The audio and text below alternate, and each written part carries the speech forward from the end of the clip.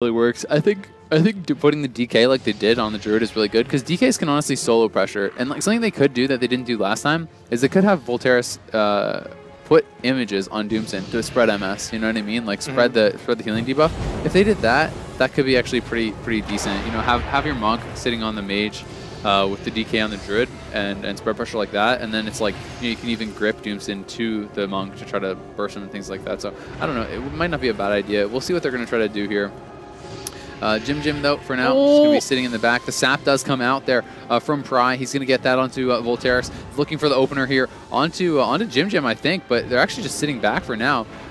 Jim has popped his sprint. Now comes the opener actually onto Volteris, so they're actually opening without a sap. There's the MCS, deep freeze onto Jim. The orb coming out onto Volteris. Volteris in a lot of trouble. He's going to have to Karma. He trinkets very late. He doesn't use his Karma. He's just going to go down. And a big mistake there from Volteris. That is going to cost his team the game and maybe even the tournament, being down 2 games now. I mean, that's pretty brutal, dude. I mean, he's this shield wall. He uses nimble, but to not Karma there is like so questionable. I don't know. That's an instant trinket Karma. Like it has to be Karma, dude. But I don't know. That's what happens when you let RMD get an opener. Honestly, that was really bad. But that wasn't even. I mean, it worked out to be a great opener, but there wasn't even a sap. There was nothing like. It wasn't like some crazy RMD opener, to be honest. Yeah. They sapped the monk. It was just a not bad opener. They sapped the monk, and then they couldn't get a sap on anyone else, and then they just opened on the monk and MCS deep to Pally. That was the opener. It wasn't some wild opener. It was just an opener where they didn't get popped out of self on the other side of the map. Yeah, you're right. So I mean, it's like imagine if they started that with a sap on Jim too. Then it just looks even worse. But yeah, I mean, that's I like that name, by the way, Jim. So do I. I actually really like that. Me too. But that's like just a throwaway game. It's not even really worth like them talking about. I mean, they have to just try to stay positive now. It's going to be frustrating to have a loss like that, but there's nothing really to talk about with that game. It's literally just a throwaway. Nothing to really learn from. Like he didn't press touch of Karma. It just happens. He didn't press touch of Karma. That's the end of the game. That's really all that you can take from that. So I have to admit something.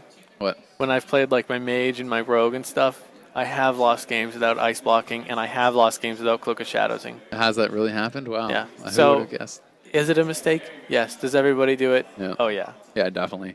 I mean, in that situation, though, I feel like it's more questionable than some of the others because, to me, it's like you just have to look at it like this. The way that MoP works, when people press offensive cooldowns, you have to press defensive cooldowns. That's just the game. That's just how it is.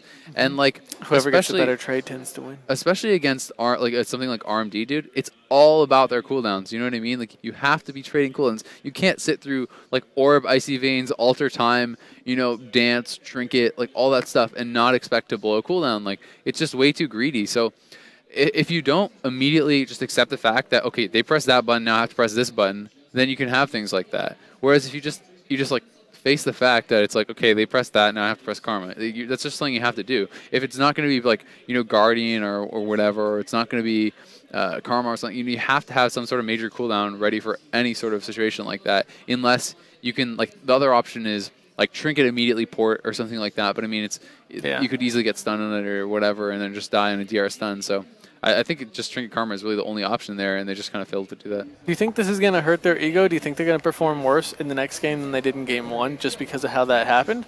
Or it totally depends on the team, dude. On the flip flop, do you think that perhaps Doomson's team is going to be cocky?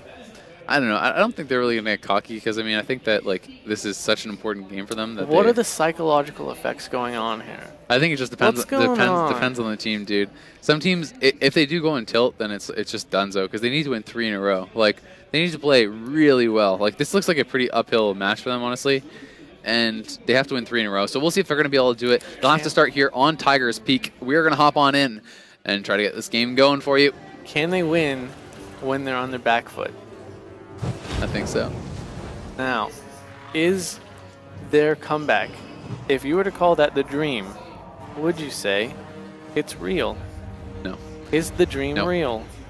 Yes. Hashtag Road to BlizzCon. Yeah, hashtag Road to BlizzCon. You can tweet to us on Twitter, guys, if you want to get involved on social media. You can hit us up on there. Make sure to use that hashtag. You can also hit me up on Twitter @AzaleWow, and it's @CarmenNEO if you want to tweet to him. We like to hear feedback, positive, negative, all that good stuff, pictures, fun things. We don't like to hear negative. We just appreciate it. No one likes hearing bad things. They just appreciate it. If it's constructive, I like to hear it. Anyway, here we go. Yeah. It's going to be Pry going in. He pops the burst of speed. They're going to be looking for this proper opener. We'll see if they can find it this time. If they can get that perfect opener, it could be them punching their ticket to the next round. There's a sap onto Voltaris. Can they get the sap over onto Jim? I don't think so. I think he actually got in combat with the Judgment, so well played by him to be able to get in there. And we'll see what he's going to be able to get done here now. The Pet Nova does come out. There's the sheep on a Jim. This could be a brutal start for them. Voltaris actually is... What is Pry doing? He waited till the sheep after the sheep ended to open. That was pretty questionable by Pry. He actually sat. Good work. What? And now he just trinketed. Pry, I don't know what's going on here, but we'll see. He's going to be able to swap it over onto Volk. Volkovich is going to be able to be smoke bomb, but just kind of walked out of that with the AMS and the Icebound Fortitude. MCS now onto Voltaris. He's going to be dismantled as well. Blind comes out on Jim on his trinket. Volkovich is in some trouble. Voltaris in some trouble as well as he's caught in the cheap shot. Kidney shot comes in, DR'd. Bubble having to come out of Jim, so no trinket, no bubble. Ooh. Pretty weird cooldown uses there by Pry, honestly, but they still come out ahead on the trade. Bubble being used in Cyclone on that bubble was actually really good. He did get topped off to full, but it's still just really nice to see that kind of play. You know, it puts him back a little bit further. Maybe he wastes some mana as well, and everything can count here, especially when, you know, your ticket, your road to BlizzCon is on the line. Yep.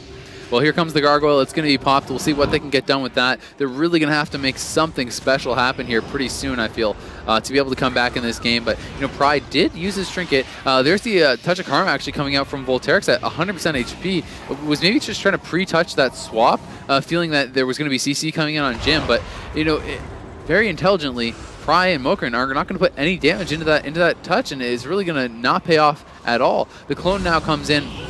Gargoyle going to be expiring here pretty soon. They really got nothing done with the Gargoyle, and it has now expired. So a pretty brutal situation for them. The Cloak does come out. Pry trying to get aggressive here. Is going to be stunned up, though. Now going to be getting over onto Volkovich, looking for that damage. Here comes the Orb. There's going to be the Deep Freeze onto Jim. What CC do they have after that? Cheap Shot comes in onto Volkovich. Nothing on Jim just yet. Now the Sheep comes out. Doomson's in a little bit of pressure, but Volkovich looking like he's going to go down. I think this could be it. Do they have any more CC? DR Clone does come in. Volkovich down to 100k. He is going to go down. It's a clean 3-0 sweep for Melk Trupp. They're going to be moving on to the next round. And we now have our first team out of the tournament. Unfortunately, Jim Volkovich, they're going to be going home. Voltairix as well. He's pumped. Oh yeah, he's feeling it. Yeah, he's ready to go. Can I get an impression from you? No. No, I can't match up to that. That was pretty good. So. Thanks. Do you know who that was? No, actually. I don't think anyone knows who that was. It's okay. There are a select few. Yeah. So I imagine we will be going to the next loser bracket match then. But now that is the first win there for Doomson and Co. And, you know, they get one on the board. They're going to be staying alive. Moving on to losers bracket round 2.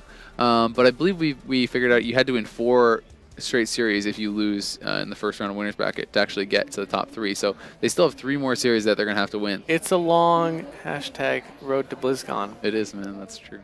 By the way, guys, if you are watching this right now, you know what you should do? You should tweet. What should they do? You should tweet hashtag Film Conrad. road to BlizzCon right here. You know, like on those YouTube videos, how they're like... Are you like Vanna White from like Wheel of Fortune or whatever her name is? Oh, is that her name? I think so. I read that she wore like a different dress for every episode. Yeah, I think that's what her name is. Isn't that ridiculous? You lose? Yeah, that's pretty crazy. Dude, you know who Don Cherry is? Probably not. You're sure, not of course I do, but inform the viewers. Okay. Don Cherry, he does Hockey Night in Canada and stuff. He has been for How would many I years. know that? But anyway, I don't like hockey. He wears like a different suit like every episode, and he has like these crazy suits. It's pretty sweet. Like purple? Yeah, like wild suits, like all kinds of different ones. I like purple, but I don't like purple suits. You just have to Google Don Cherry, and you'll see. At some point, it's just like, is he actually doing it because that's his style, or is he doing it because he wants people to think that's his style? I think it's just his thing. Is man. he really it's just like that wild and crazy, like, wow, I got a purple suit with like pink polka dots, like, wow, watch out for me, I'm crazy, you'll never know what I'm gonna do. Sounds like you're a little bit jealous. Of purple suits? I don't know about that. I mean, admittedly, I don't have a lot of style whatsoever. Yeah. Style's just not my thing. But doesn't mean I'm jealous of people that do have style. I can respect them for having style, and I can appreciate their style, and I can think it's good for them that they have style. Yep. Doesn't mean I'm jealous that they have style and I don't. That's not a way to live life. It's not a good way to live life to be jealous. You gotta just take stuff for what it is. My last life tip for you today.